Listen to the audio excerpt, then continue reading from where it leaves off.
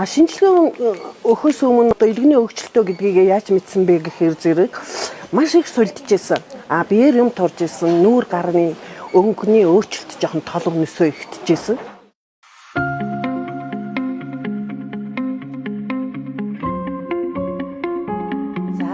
Игчин залуудаа Монгол сахины үйлдвэрт химийн цэгт ажиллаж байсан.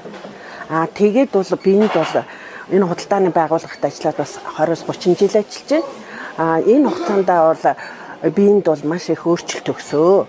Тэгээ ер нь бол ажиллаа хийх чадвар ер нь багасаад ирсэн. Манай бүтээгдэхүүнийг хэрэглээд тэгээд танд ямар үр дүн гарсан?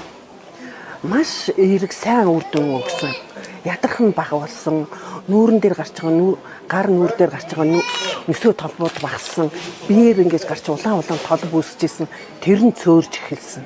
Тэгээд ер нь өдрөөр ингэж тамир тэнхээ ороод ирсэн. Үзэж байгаа одоо энэ хүмүүстэй хандаж юу гэж хэлмээр юм бэ? За, өвдөхөөс өмнө урьдчилан сэргийдээд өөрт хэрэгтэй витаминуудээ энэ зөвлөгөөний дагуу ингээд олон улсын стандарт чанар нийцсэн бүтээгдэхүүнийг аваад хэрэглэхэд өөрсөнд маш их хөрөнгө оруулалттай.